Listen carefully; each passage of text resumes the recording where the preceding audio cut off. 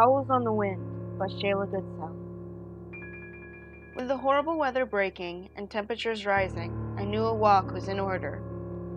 After having been trapped indoors by central New York's third winter, as we call it, I was happy when the temperatures rose past 30 degrees Fahrenheit. While most people not from New York often picture the bustling city, central New York is far from it, especially in small towns like the one I'm from. My little house rests atop a hill beside a forest swamp. Growing up, it had been the place for hikes and games of hide and seek on blissfully warm summer days. Nights could be spent listening to the chirps of crickets and the soft flicker of lightning bugs. On late nights, after I've snuggled into my bed, with the windows open in hopes of catching the cool breeze, I could hear the howls. As a child, the sound alone of coyotes howling would send chills throughout my body, terrifying me to the bone. It was a warm and breezy night when I chose to take my first walk of the new year. I threw on a light jacket and my sneakers with hopes that this was the first ushering of spring. The nighttime no longer frightened me as I grew older, so taking the dark side road blanketed by the forest was more of a macabre beauty than a well of monsters waiting to swallow me whole. My tiny LED flashlight painted a little white path in front of me as I walked with the quiet symphony of crickets and the occasional hoot of an owl on the hunt. I didn't notice it right away when the song of nature ended. Whether it had been abrupt or gradual, I didn't know. But when this new silence was interrupted by the sudden and mournful howl of a lone coyote, I found my steps lurching to a stop, my breath freezing in my throat. Even as an adult, the sound still sent a chill down my spine. But I am an adult, so I choked back my childish fear and continued on my walk with the usual thought in my mind, that I'd been told since I was small. They're more afraid of you than you are of them. Now the silence of the woods had become creepingly apparent, closing in around me like a cold, dark fist. I decided to cut my walk short and try again in the daylight if weather prevailed. I turned around, my flashlight beam glancing over the woods on the other side of the road, and I jolted when I thought I caught the slightest flash of eye shine, lurching my light back over where I thought I had seen it. My heart was thumping hard in my chest as I scanned the light over the trees a couple more times before laughing to myself. I was being paranoid.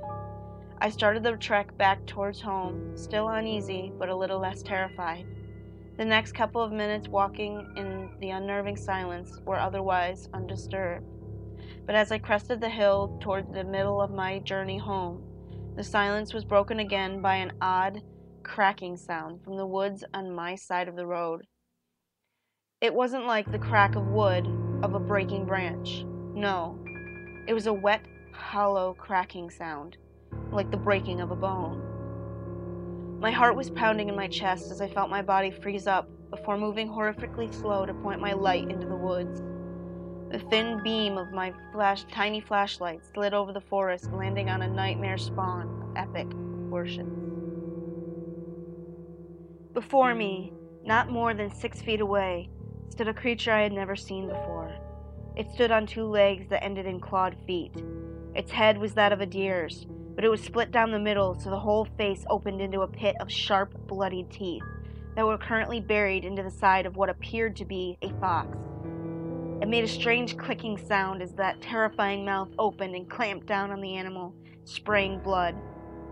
It held it to its mouth with the large clawed hands. It had hands. As this registered in my fear-addled brain, I screamed. This caught the creature's attention, and with a sickening, whistling shriek, it dropped the body of the animal. I didn't wait to see what it would do from there. I took off running for home with tears pouring down my face.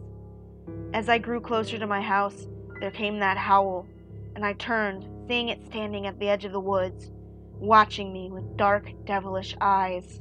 I choked on my breath as I threw myself across the yard and into the house, shaking.